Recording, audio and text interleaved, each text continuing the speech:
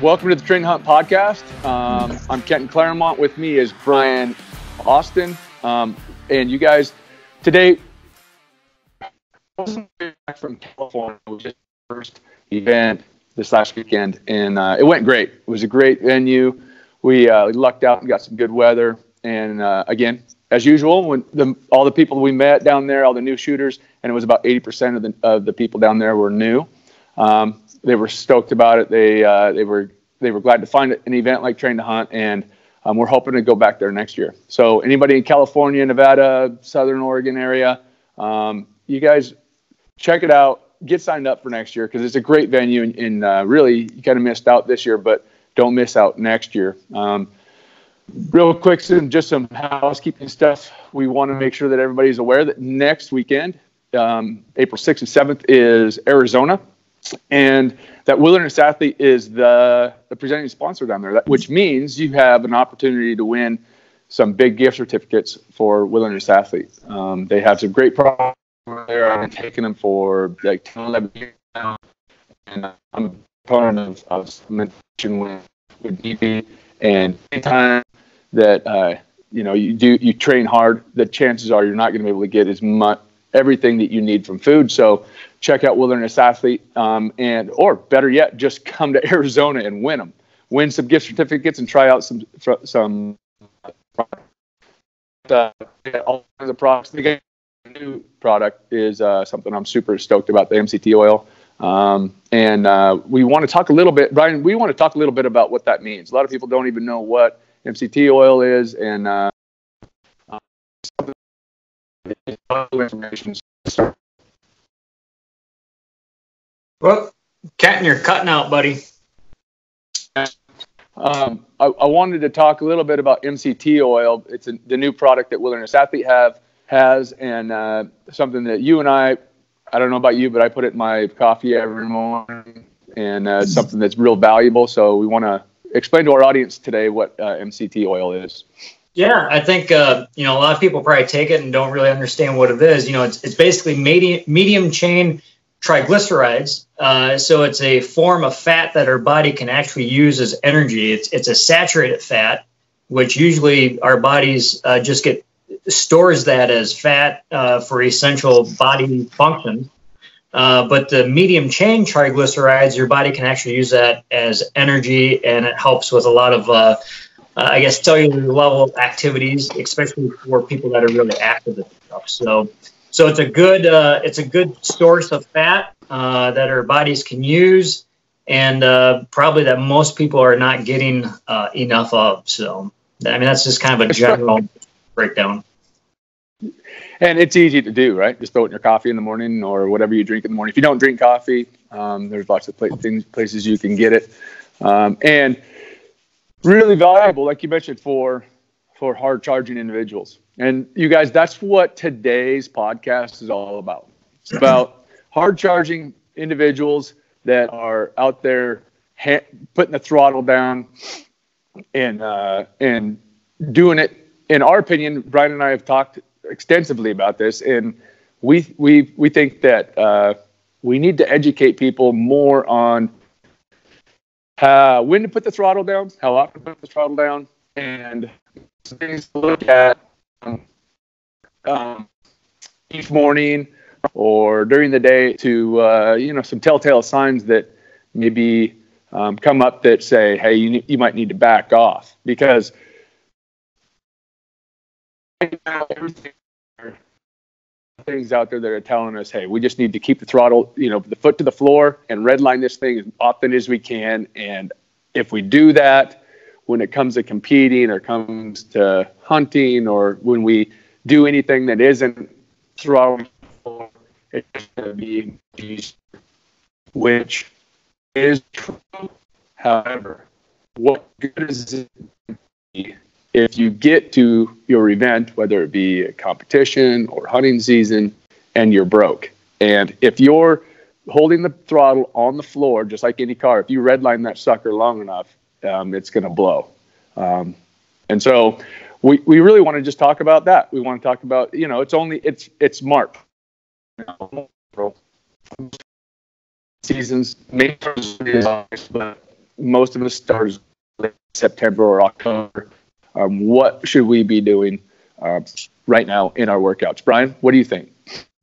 Yeah, no, it's a good point. I think especially we have to, I guess, set the tone, and we're specifically talking about, you train the hunters that whether if you're new to train to hunt or if you're a seasoned athlete, we're not talking about general population. We're talking about athletes that are training for the national championship or for a qualifier, or that are planning to head out west this year, or even if you live in the west, like a backcountry hunt where it's going to be a pretty intense workout. So with, my years of being a trainer, a lot of times people need that extra motivation, that extra push to go harder because they're just not working hard enough usually.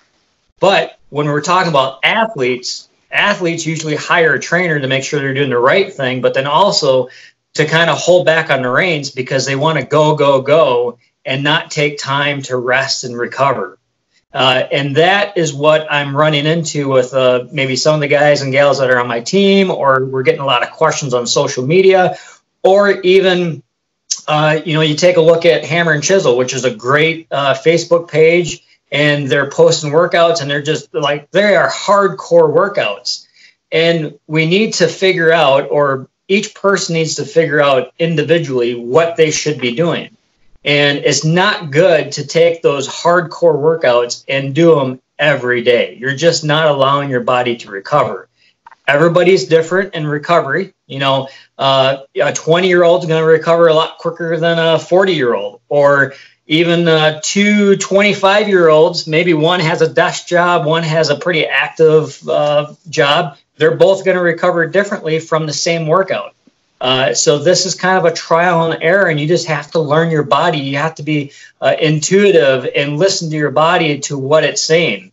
If you notice that maybe after a run, you're really sore for several days compared to doing a weight training session. It all depends on what you're used to, what your bodies are capable of doing. So I think just a big point before we go too in depth is to listen to your body. It's okay to rest, and it's okay to take a step back sometimes, especially right now where a lot of us are getting outside for the first time this year to do our training. And we don't want to get out there and develop shin splints or plantar fasciitis or tendonitis or whatever it might be because we're doing too much too soon. I'm all for, kick-ass workouts, hardcore workouts, but they have to be done in an orderly fashion. So I think you mentioned, the periodization, the theory and methodology of periodization. It's a great book. It's written by Tudor Bampa way back in the day. It's a very, very thick book. So I only recommend it to people that are really geeked out with exercise and how your body reacts and how you should plan your workouts. There's a million different ways to plan a workout, right? To get from A to Z. But there should be some type of method to it to progress your body. Your body has to progress through a program. You just can't, like we've been saying, you just can't do hardcore workouts every day because you're not allowing your body to recover. You're not allowing your soft tissue, your ligaments and your tendons to recover or to adapt. You have to have workouts where it's strictly you're allowing your muscles and your tendons to adapt to certain stresses, right? That's how we get stronger. That's how our muscles grow, is that we apply a heavier stress to those so they break down. When we work out, when you are exercising, your body is actually tearing itself down. And then it gets stronger by allowing it to rest so that those at a cellular level, at a muscle tissue level, it can lay down more fibers of muscle, or your tendons and your ligaments can attach stronger and form thicker, stronger bonds so that the next time you go into work out, or the next week or the next month, you slowly become stronger and more adapted to those exercises or stresses. So, Ken, feel free to interrupt me because we go on and on with this stuff. No, I think you brought up a bunch of great points, Brian. And I think one of the things I want to go back to is one of the things you mentioned right up front, and that is, if you belong to some sort of a training group or accountability group, or if you're even if you're following, some sort of a CrossFit online group, the fact of the matter is that most people, if they are posting their workouts, it's going to be a tough workout, because most people aren't going to bother to go on there and post their recovery days, what they're doing with, mobility and maybe some light workouts. And so if you're following a group, accountability group, that you go on there and say Monday and you see somebody did a workout and you're like, man, that looks like a really kick butt workout, I'm going to do it. And so you do that on Monday, wake up on Tuesday and you're pretty sore because, your intensity was super high and the workload was high, and you get up on Tuesday and you look on that accountability group again and you see that somebody else did, man, this is a butt kick workout too, I'm going to do this workout. Right. And so you're always just catching the butt kicking workouts that people are doing. And hey, I'm guilty as anybody out there that I just fell into a pattern for, probably about 10 years of just, keeping the throttle down. And I'm not shaming you by any means at all. I'm just as guilty as the next guy. But one of the things that you have to be careful with is that if you're always sore, all right, and the fact of the matter is that you're putting yourself at higher risk of injury. I did CrossFit for a lot of years, a ton of years, and I always was kind of nursing these little owies. There's a sprained wrist, or my or a knee or a back, and I always worked through them. And really, it was just Brian. It was just a matter of just feeling like a sissy if I didn't. I'm sore. So who cares? Go. And I did that for a lot of years. And Kenton, I think, your point is there's a time and place for that. There's a time absolutely hardcore workouts and to push hard in the right phase of your training season, right? But it shouldn't be all the time. And it definitely, which I have run into this a lot, it definitely should not be the week or even 2 weeks before your main competition. So if you're training for, let's say, Colorado Springs that's coming up here pretty soon, or even Arizona that's coming up in a week, you should not be doing hard workouts right now. Your workout should be, if your goal is to do the best that you can at Arizona, which is 10 days away, you should be tapering and allowing your body to recover. But there's also, so I guess to kind of dip around here a little bit, Kenton, when I'm working with athletes, I try to come up with, or help them come up with, if there's multiple events in the year. So let's say we're trained to hunt.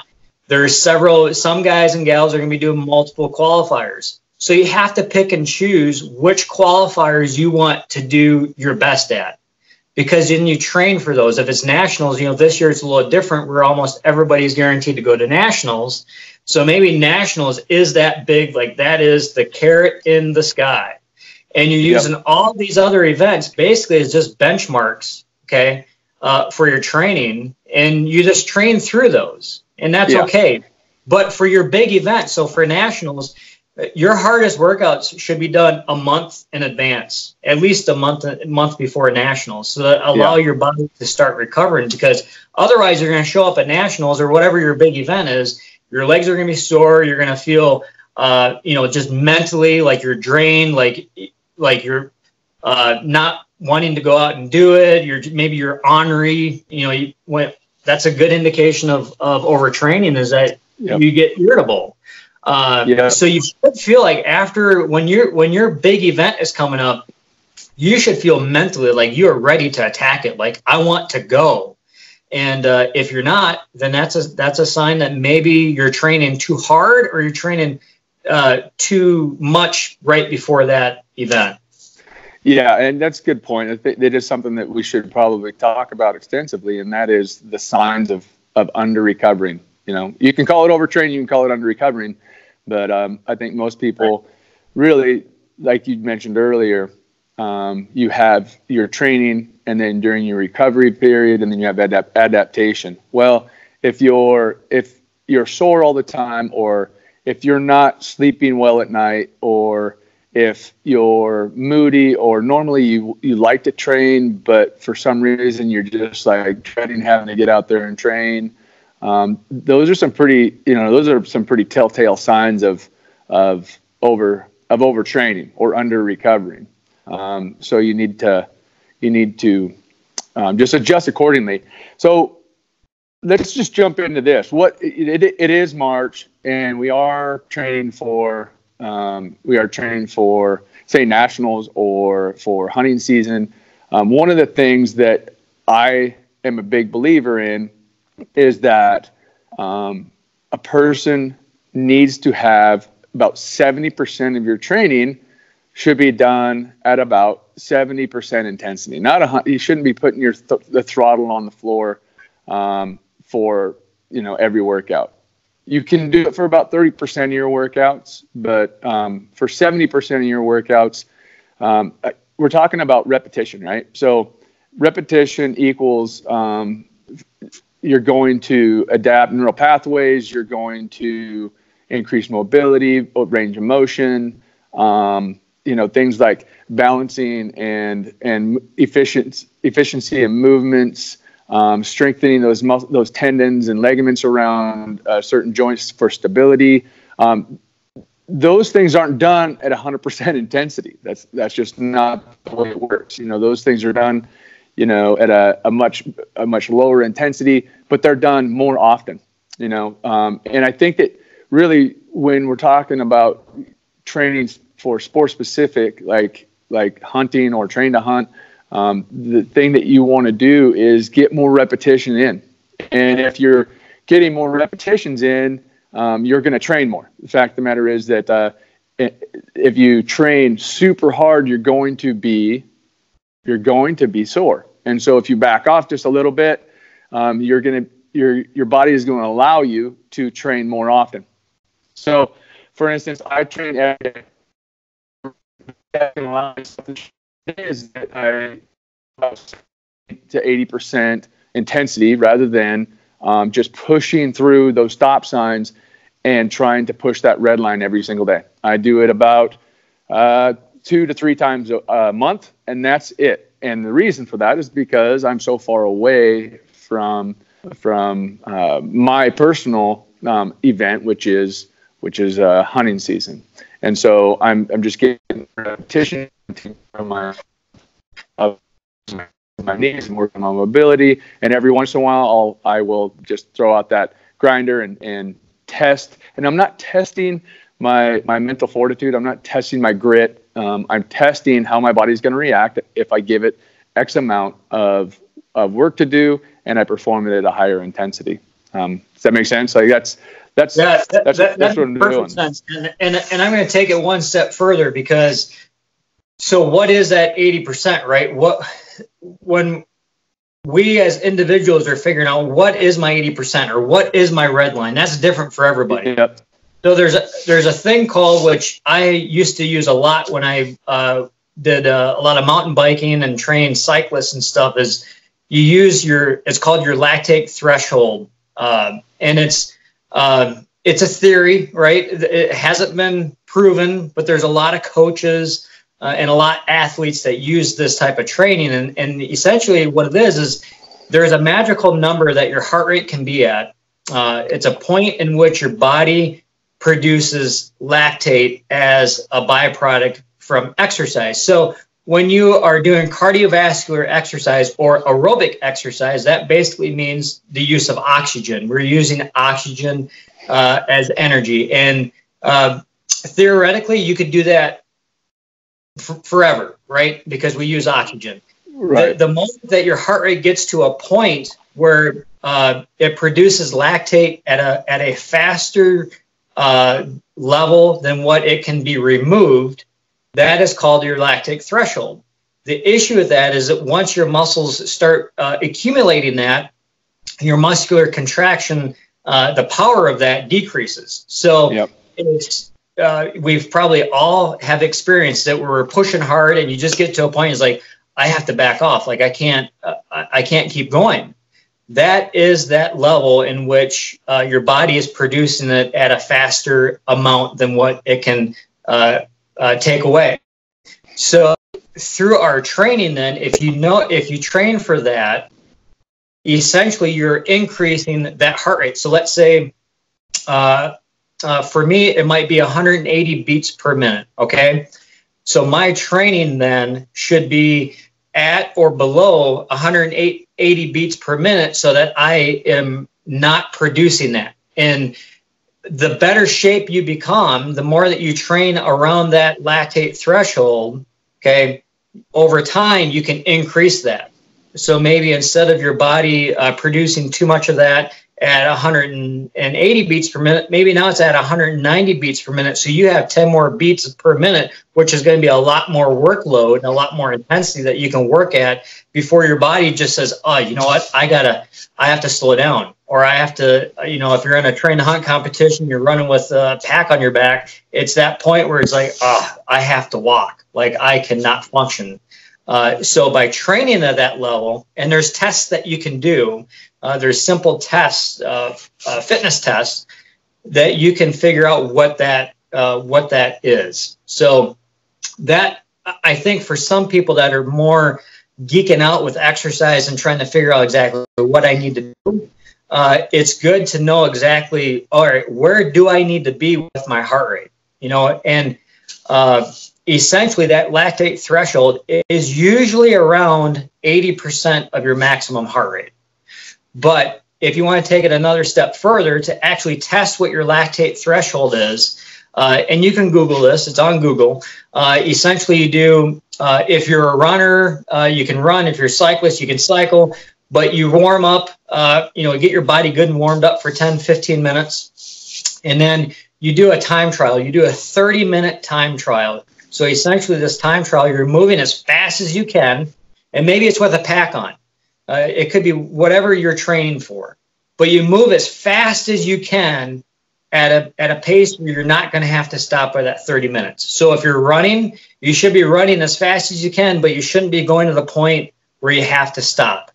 And then what you're doing then is that if you have a stopwatch, I know this is getting kind of technical here, but you have a geek out. And you start the stopwatch at 0, and you're timing it for 30 minutes. So let's say you're running. You're doing a 30-minute run as fast as you can, but you're going as fast as you can, and you kind of know your body, and you know you're not going to have to stop. So whatever that pace is. But then most people have a heart rate monitor, and you need a heart rate monitor to do this. 10 minutes into that, you start recording your heart rate. And essentially what you need to do then is record your heart rate every minute, and most heart rate watches would do this. But you take your average heart rate of the last 20 minutes of that 30-minute time trial, okay? That average heart rate is theoretically your lactate threshold. So it's important, though, to take it at the last 20 minutes, not of the whole 30 minutes. You're taking it at the last 20 minutes, and it's important that you have it. You're doing this at a pace where you're not pushing yourself to the point where you have to stop, because that's going to skew the numbers. But right. That's a key number. That when I'm working with a lot of my endurance athletes, I use that number, and in that number, whatever it is, 170, 160, whatever it is, that average heart rate of the last 20 minutes, then all of their workouts after that are designed from that heart rate. Okay. To work out below that heart rate. Yeah. So for aerobic workout, so now instead of taking, 220 minus your age for your theoretically predicted max heart rate, and then you go the percentages off of that you're throwing that out the window, and you're just using your lactate threshold heart rate. And then there's different zones then from that number. So let's say it's 175 beats per minute. Really, your true aerobic heart rate zone is going to be probably 20 beats under that. So if a person is to go out and do aerobic training, their heart rate should be at least 20 beats under that. Okay. And then again, this is getting in depth, but to then train at a higher intensity, like interval training, you should be keeping that heart rate around your lactate threshold, or maybe even a little bit over it, but it's for short amount of times to build up your body's resistance to lactate, so that then you can do more work under that same heart rate. I know I'm blabbing on, Kenton. Stop me. No, man, you did. That's good. And I think that's valuable information. That's something that's a test that I haven't heard of, about doing the 30-minute test. I know that there's lots of ways to test your lactic threshold, but that's great. That's awesome. I'll tell you what, here's what I do, Brian. I keep some, basically, that I know, sorry. Breaking out. Yeah, I just got a text message. That's why. So I've been training long enough that I know I can feel myself getting slower. So for those of you that just like, hey, what Brian just talked about, getting a heart rate monitor and monitoring my heart rate every time, I'm not really that stoked about doing something like that. Here's an addition. Here's something else that you can do. Here's a different way to measure that. Think about always leaving at least 2 reps in the tank, which means, let's say you're doing push-ups, all right? You go down and you start doing push-ups. You're going to be able to do push-ups at a certain speed. So you're doing push-ups and you get to a point where you are, say, starting to slow down, and now this next rep on rep 18, you struggle a little bit. On rep 19 is even slower than 18. It's probably time to shut her down, because as you start, lactate is going to slow down your contraction, which basically, if you can do push-ups at a certain speed and then suddenly it takes you a little bit longer to get to the top and the muscles are burning, just shut it down right there. That's leave a couple in the tank. That in my eyes is, and like I said, I know really well where I'm, about how many I can do. I know that I can leave a couple in the tank, and I'm not going to leave 10 in the tank. I'm going to leave about 2 in the tank and then just move on to the next exercise. Or I'm going to take a break before I continue to do push-ups. Same thing with even lifting, say, deadlift. My goal is always to be able to ascend at a certain speed. And once that speed has declined to a certain point, which is, we all kind of know that rep, Brian, right? Like, hey, right. I'm doing them pretty good, and now that one was a little bit of a struggle, and I'm gonna do one more, and if the next one is slower than the one prior to that, I'm gonna shut it down. Pull-ups, the same thing. Think about this. I want to use that explanation of 80% to explain why I think that's important, to shut it down at 70, 80%. Because let's say we're going to do push-ups, all right? Let's say that I take Brian and I say, all right, Brian, let's see how many push-ups you can do. And Brian gets down and with good form, straight back, chest to the ground, full extension at the arm. Let's say Brian can do 30 push-ups. And there's just no way you can do 31. He did exactly 30. And he's maxed out, and that was just like the very last push-up he can do with good technique. And after that, he's just like, man, I'm done. I can't do another push-up. If I had Brian in his first workout do 30 push-ups, the next day he's going to be sore because he gave me everything he had. 100% is basically saying that that's as many as I can do. His true max is 30 push-ups. If he does 30 push-ups, the next day he's going to be sore. Naturally, he's going to be sore. He's stressed his muscles out to maximum. The next day, he's probably going to be a little bit sore.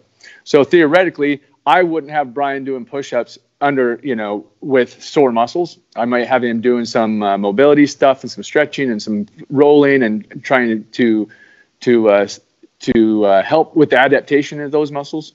But if I started Brian out with 15, half of what he can do, his max is, the next day he's not going to be sore. So he can do 15 reps on Tuesday, and then Wednesday he can do 15 reps, and then on Thursday he can do 15 reps, and then Friday he can do 15 reps. And we're not going to put him at risk of hurting his shoulders or hurting his elbows or anything like that, because he's doing half of what his max is. So if he did 30 on Monday, he's probably going to be Thursday or so before he can do any more push-ups. But if he does 15 on Monday, he can do 15 on Tuesday, he can do 15 on Wednesday, and 15 on Thursday. Now, by Thursday, he's done 60 push-ups. And if we did him 30 on Monday, we're probably not going to have, he's not going to have 30 by Thursday, because even with that recovery period, chances are on Thursday he's not able to match the effort that he had on Monday, and we're putting him at risk for injury. So my point is this: if you back off and you don't max yourself out every single day, if you go 70, 80%, the chances are you're going to be able to get more work in a week, in a year.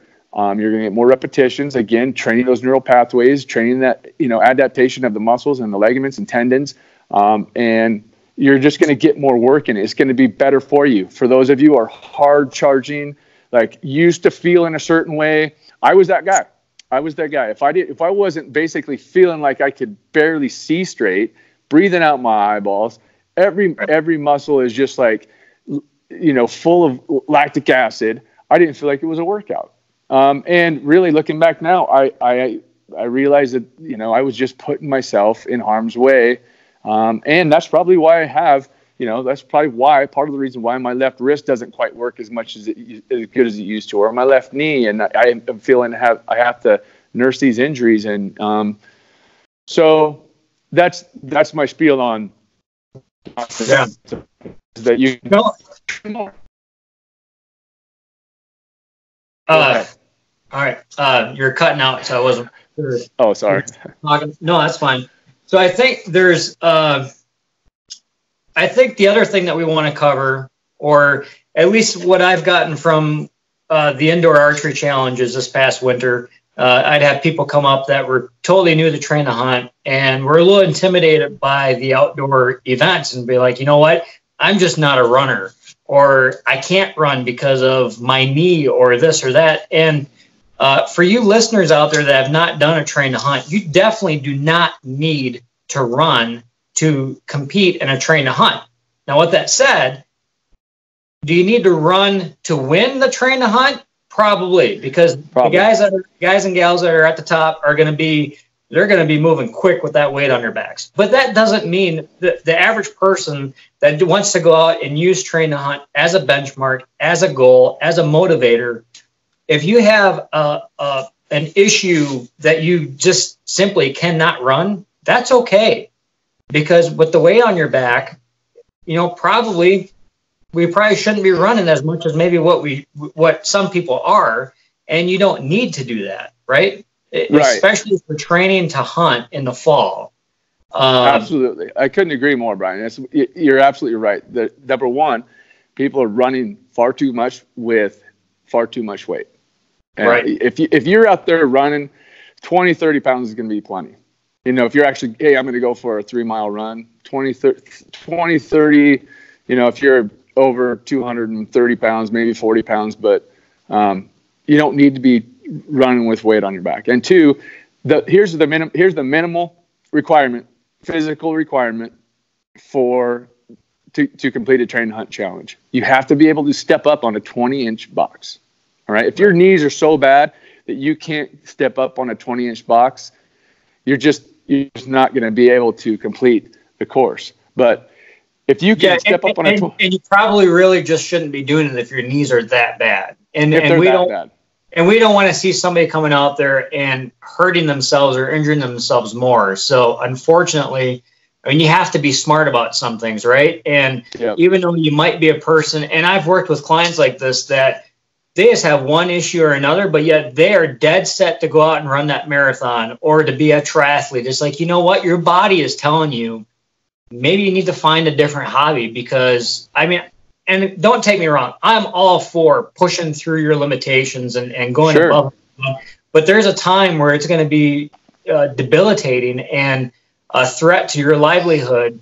Is it really worth running that marathon to prove what? To prove that you did it? Great. But now you're not going to be able to walk. You're not going to be able to do your job or this or that. So it's like, we want to be smart. We want to find, the fittest bow hunters out there, but we also want to attract people that are just new to this and maybe are not the most fit people. And that's great. That's good. But what we don't want people getting injured and hurting themselves. Obviously, there's going to be, accidents. You might twist an ankle or something like that. But overuse injuries, we need to be smart with our training so we're not getting the tendonitis or the plantar fasciitis or the meniscus tears or this or that. Like, we need to be smart with our training. So I forget where I was going with that, Kenton, but no, I think that just letting the conversation flow wherever it's going. I know. Go ahead. Back to that mental thought of, yes, you want to push yourself hard. All right, you got to have those workouts where maybe you do put, if you're running with 50 pounds, if your age group, if you're in the open, you have 50 pounds in your for the competition. You throw that 50 pounds on there and you go out and you do some training runs so that your body is used to that, so that you know how your body is going to react going up hills, down hills, over tree roots, stuff like that. But it doesn't mean you have to do that every day or even every time every week. Run. It's just, it's as if you're going hunting, right? And there's a possibility that you might be packing out 100 pounds of meat. You're not going out for every training hike with 100 pounds on your back, right? You might do that. You shouldn't be. Or maybe 3 times a year at most, you're going out with 100 pounds on your back. Again, mostly to test out your gear to make sure you have things set up right. And 2, just to make sure, all right, this is how my body's going to react. Okay. Just like when you're training, like, you don't need to go out and do 50-pound runs every time. No. Back that off. Do 30 pounds, but maybe go a little bit longer or increase that intensity or whatever it might be. You don't always have to train. And another analogy, it's like the ultra marathoners that I know. They're running 100 plus miles or at least 50 plus miles in a competition. They're not out there doing 50 plus miles for their training runs. They're doing 10, 15 miles but they're doing a lot of those. So yeah, this whole sense of overtraining is good for some things, is good for some sports, but for train to hunt, it leads to overuse injuries, and then then you're no good for anybody. Yeah, and really when we're talking about most of our community, we're talking about people who are not just thinking about the immediate competitions. Some of them are, some of them aren't, but really I think big picture. So you have your kind of your now picture, which is the competitions. I want to do well. I don't want to embarrass myself. I want to make sure that I'm giving it an honest effort, and I want to be prepared when I get there. But really, you also need to think about the big picture, which the big picture is I want to reach hunting season healthy and in great shape. And then even the bigger picture of that is I want to be hunting when I'm 80. I want to be able to do backcountry hunting when I'm 80. So if you take those things into consideration, there is definitely there's definitely a place for overreaching, and that overreaching basically means I'm training harder than I think the competition is actually going to be. I'm going to put 60 pounds in my pack, and I'm going to haul ass for 2 miles. And just overreach what is going to be expected of me during the competition. I'm going to put 120 pounds in my pack, and I'm going to go for a 5-mile hike or a 4-mile hike because that's more than I expect to have to do during my hunting. There is some room in all programs for overreaching, but it should be followed immediately by a deload and a recovery week. Because if you're truly overreaching, you're going to be sore, and that means now I need to allow for this adaptation. And so, you know what, guys? All the greatest athletes in the world do it. All of them. There's not one. I guarantee you, Rich Froning isn't out there putting the pedal to the metal every single day. I guarantee you, he's picking his times, and I don't know how many times a week, but I bet it's not that often, especially like with the CrossFit Games way out. He probably peaks himself maybe once or twice, maybe 3 times a year. The greatest track athletes in the world, every time they go out for a training session, they don't sprint full tilt. Those guys aren't doing sprints full tilt every single session. In fact, I would say probably about 30% of their sessions, they'll reach top speed and just see how their body's reacting to that top speed. Like Brian mentioned, the people who are doing these ultra marathons or these, extreme, these extreme endurance races, they're not out there doing overreaching or even, every single training session. So you shouldn't be either. That's my point. You shouldn't be either. You should be thinking about, maybe 30% of my workouts are going to be at high intensity, at what we'll call game speed. And that's about it. Think about this. Think about the MMA guys, like boxers, MMA, mixed martial arts fighters. Can you imagine if those guys, every time they trained, every time they sparred with somebody, it was balls to the wall, game speed, here we go. None of those guys would get through their training camps healthy. None of them.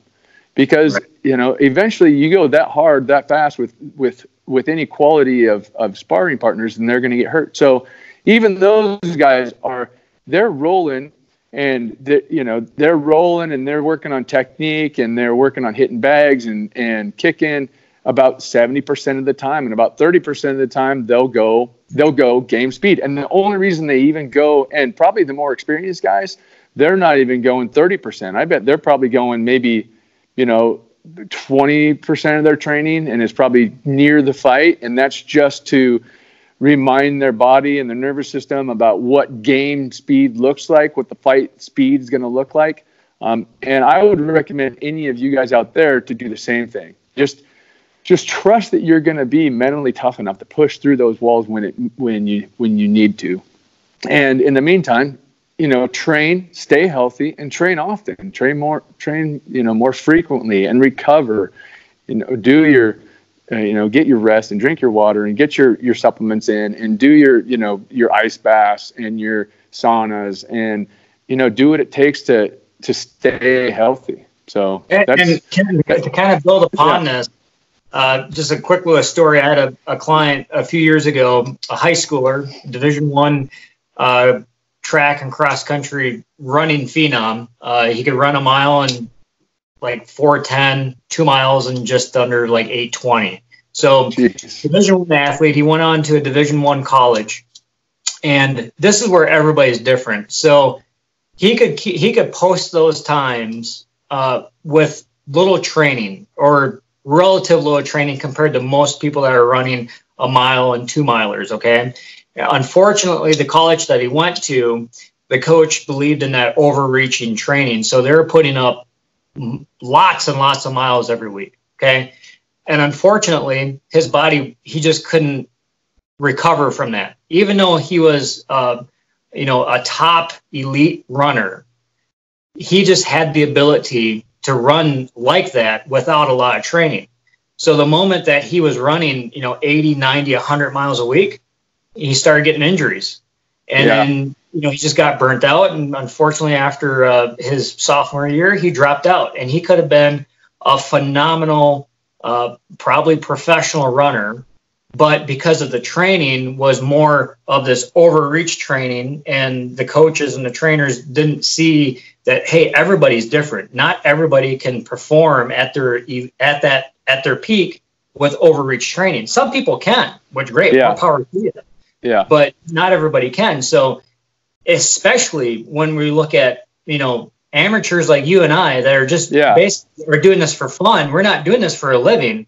Like our bodies just are not capable of working at that level for an extended amount of time without something giving, without an injury or just mentally. And do we have to do that? That's the big question: is why does a person have the need or the feel to train like that?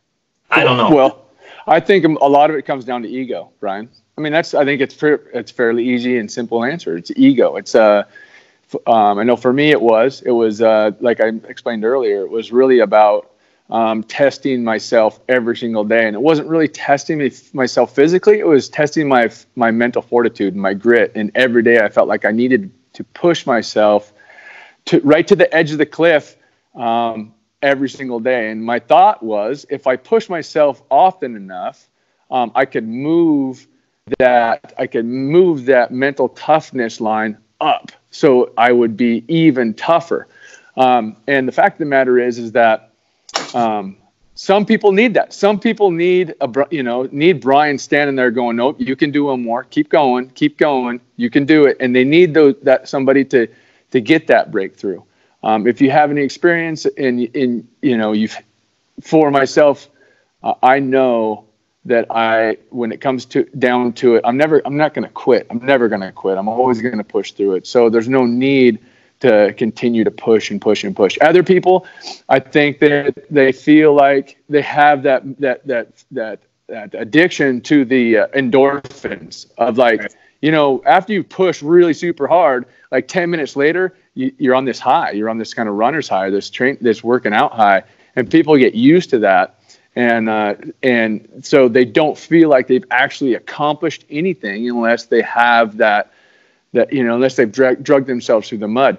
And I totally get it. But what I'm here to tell you is I'm warning you that if you continue to pound your body physically just so that at the end of your workout, you feel that endorphin rush and man, that felt so good. There's a price that you're going to pay, and the price is probably going to be injury. And in my estimation, the only reason I won't be able to do the things that I can do now, okay, being able to deadlift 400 pounds and being able to run a certain pace and being able to handle a heavy pack at a certain pace. The only reason, jump up on a 30-inch box, the only reason I won't be able to do these things in 20 years, there's only two things that is going to stop me from doing it. One is injury. Doesn't mean I'm getting any injury. Accidents happen. I could end up getting in a car wreck or something, whatever.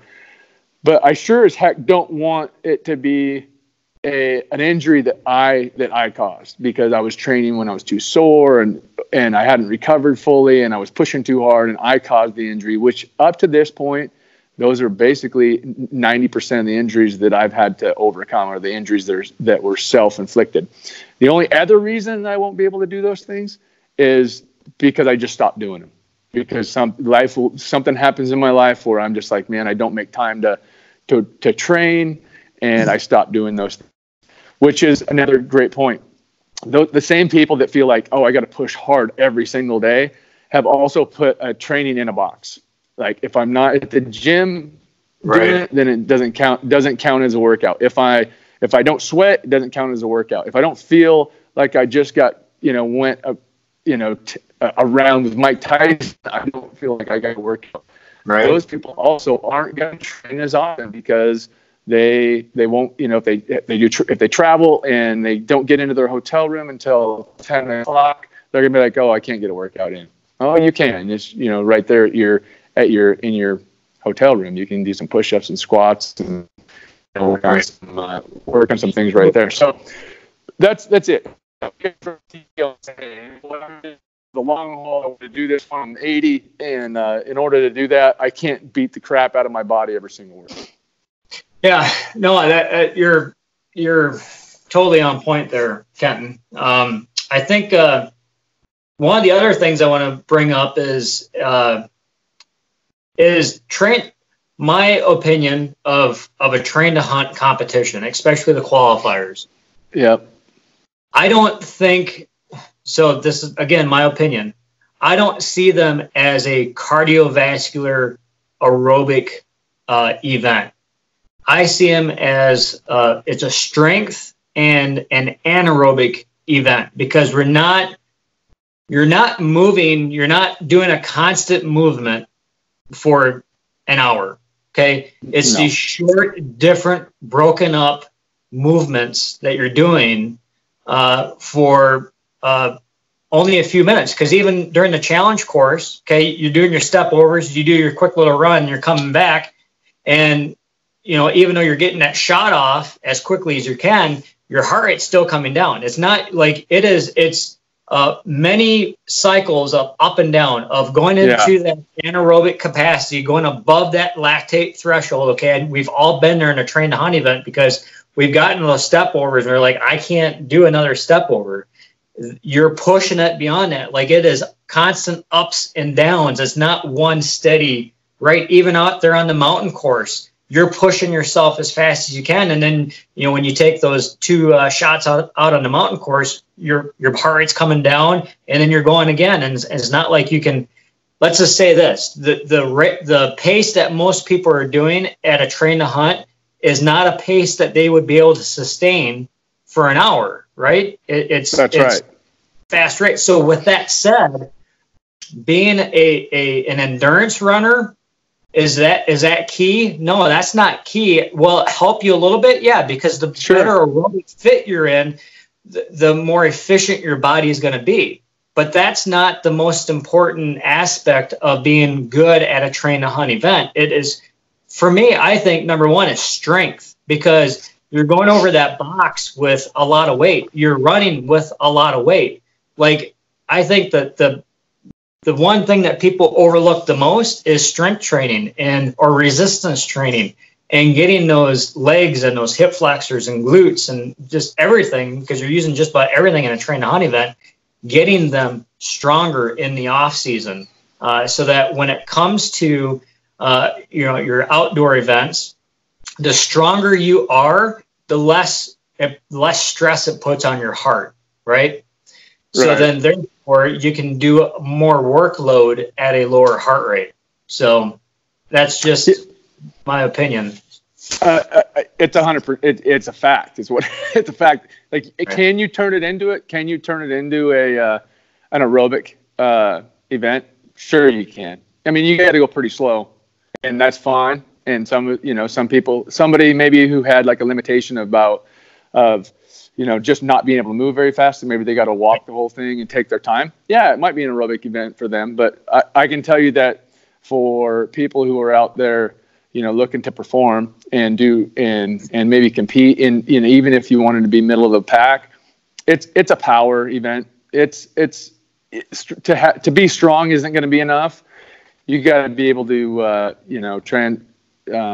translate that strength into power, which just means using that muscle to move quickly. And so if right now, let's say right now you're doing a strength program and you're working on your deadlifts and your squats and your shoulder presses and your bent over rows, and you're just trying to increase your strength, that's great. But unless you do some plyos, do like a 4-week plyo program after you've basically increase your strength, and give that muscle some strength and some direction, and right. You're not going to perform as well as you might think just by being strong, because you don't agree with this, Brian. Because you're strong.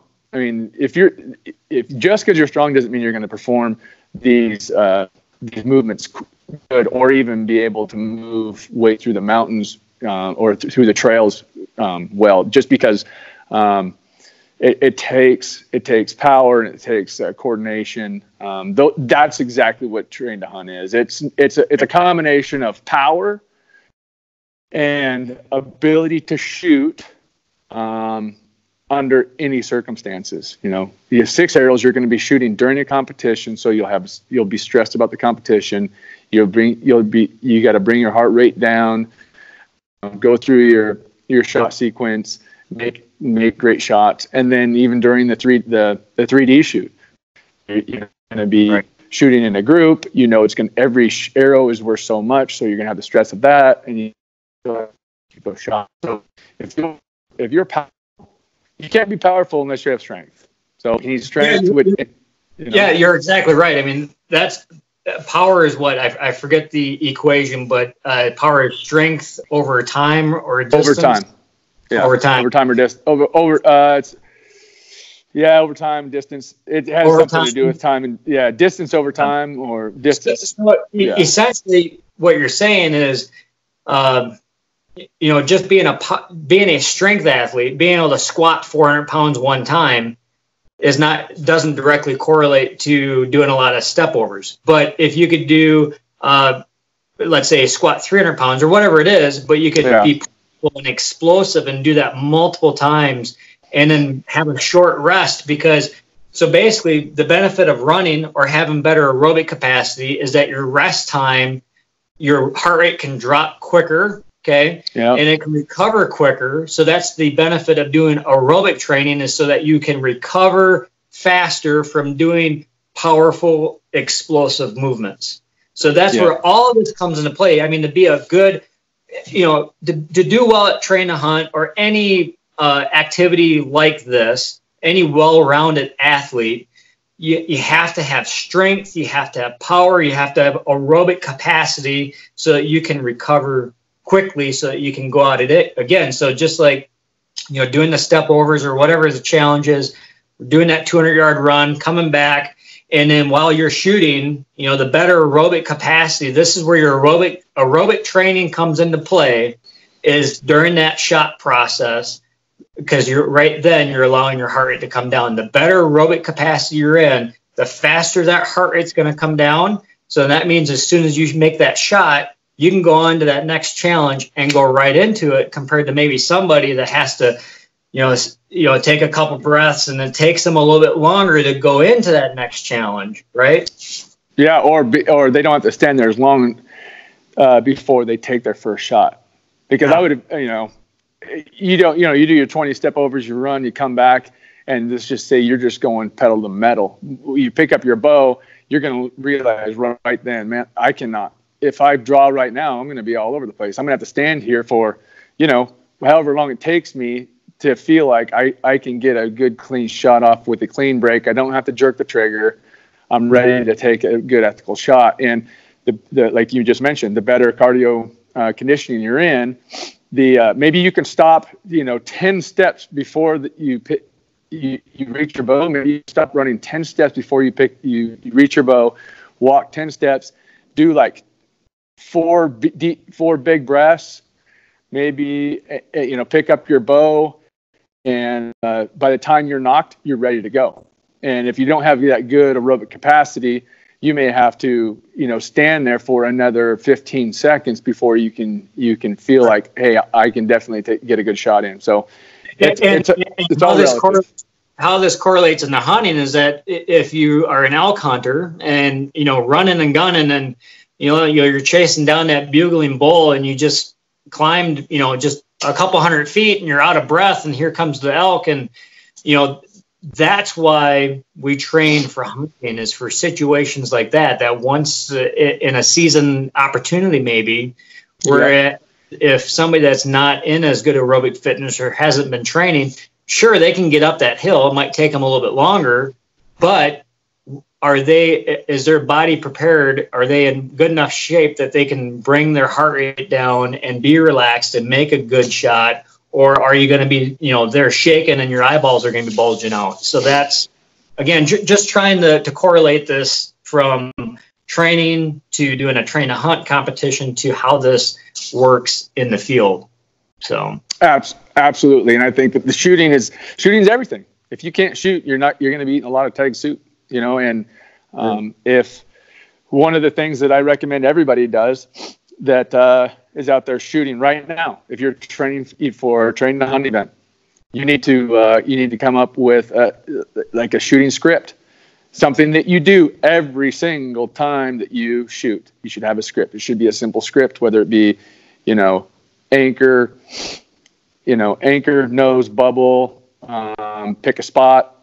It should be something that's yours, but it should be something that transitions you from whatever you're doing, whether it be, just standing out there, pulling your arrows, you get back to the line, you reach your shooting, you reach your shooting mark, and you're going to take the next shot. Okay. Now I'm going to transition into now I'm a shooter.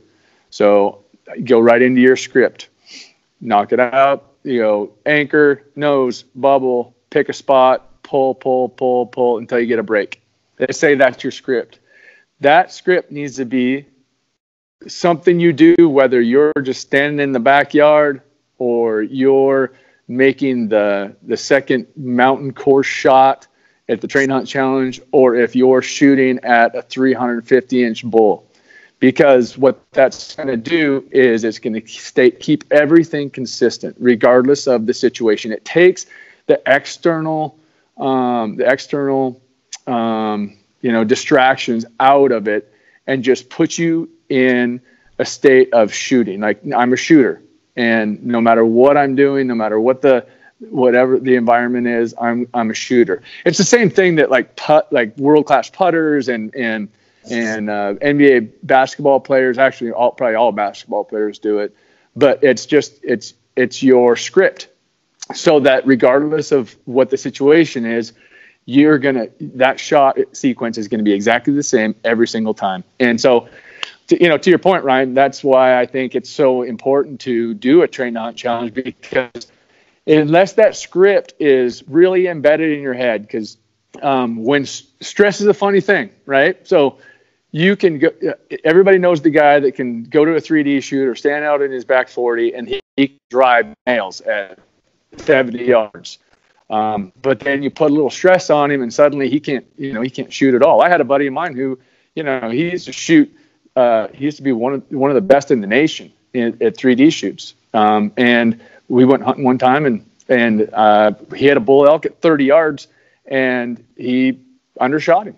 And it was a surprise to me and him both. But the fact of the matter is, the stress is tough. And unless you have a script that you just kind of get into this zone where you're going through your script, you're picking a spot, you're pulling until you get a good break. You're leaving things to chance. I want to add on to that. I know we're getting long here, but there's a few more things I want to add.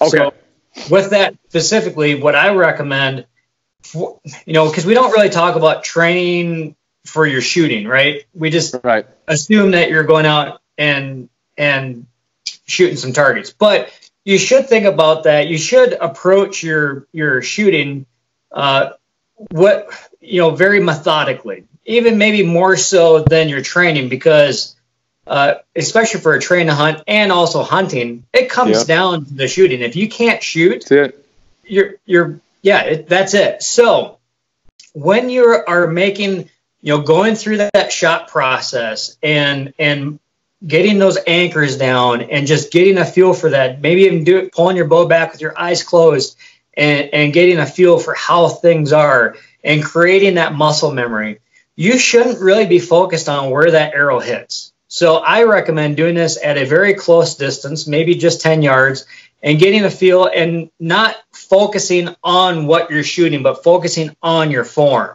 Okay. That's right. And then save the aiming practices for a different time, or you start out with a close target and get a feel, and then go into the aiming, where you're shooting at 40, 50, 60 yards, because you're not going to hit the broadside of the barn if your form is off every time, or if your anchor points are off every time. So you have to train yourself so that you draw that bow back and you know exactly where your anchor points need to be. Or if you're on an incline, all that changes how your body is, how you're holding your bow and stuff. So my point is approach your shooting just like you do with your training. Have a purpose. Don't just go out there and shoot 40 arrows at a 40-yard target. Take time, get your anchor points down, get your muscle memory down, and then focus on shooting at longer distances and getting your bow dialed in. And here's another tip, because we've all been there. We all have our days where we shoot lights out, and we all have our days where it's like, what the heck is going on here? On days like that, it's okay. Put your bow in your truck, drive away. Don't force, if you're having a bad day shooting, don't force it. And maybe don't automatically think it's the bow and start tweaking things on your bow, because just you, right? Right. Anything can change. The humidity in the air can change things. It can change how, the micro adjustments of how you hold your bow. There's so many variables with archery, which makes it great, but it also makes it super frustrating sometimes. Yep. So don't jump to conclusions and start tweaking things on your bow. when things have been going just fine, odds are you're having a bad day, something's off. I stopped shooting. And on some days where you're having good days, if I start shooting at 80, 90 yards and I'm nailing them, you know what? 6 arrows, I'm done because my job is complete. I don't need to stand there and shoot 100 arrows at 80 yards to prove a point.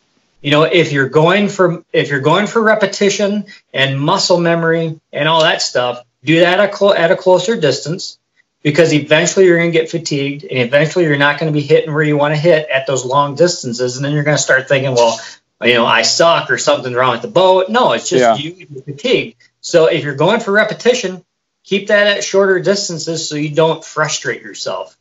Yeah, it's a great point, Brian. Focus on the process, not the outcome, because too often we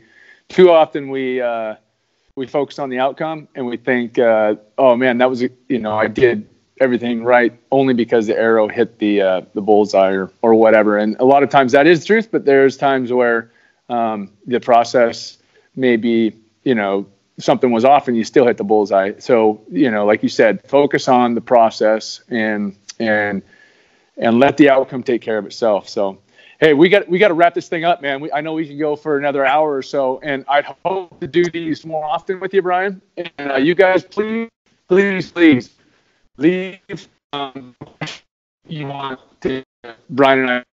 We want to cover all kinds of things. We want to cover lots of training and nutrition and these shooting processes and anything you want to hear us talk about.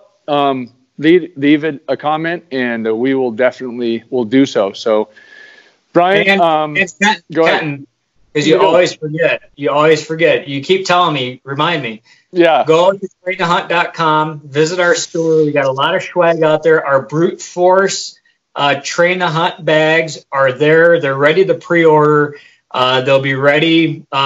Actually, if you're coming to Colorado Springs, if you're going to be doing that event, you can buy it online and we can give it to you probably at that event, because we'll be picking them up when we come out to Colorado there for that event. So get on there and get buying those bags. Yeah, you guys buy some merch. Help us, support us. If you want it, if you're going to wear a shirt anyway, it might as well say Train to Hunt on it. If you're going to use a sandbag, you might as well use a Train to Hunt sandbag. You guys, we appreciate your support. Let us know, what you want to hear about. And you guys, I'm telling you, in the next probably week, we're going to have our new membership up. It's going to blow your mind, the value we're putting behind this membership. We're talking about workouts you can do. We're just going to email you a whole month of workouts at the beginning of every month for 12 months, not to mention all the one-click programs we're going to have available for you, so you can just lay out a program and just start doing it. All these things, you're going to have access to Brian and I via the Facebook membership only page.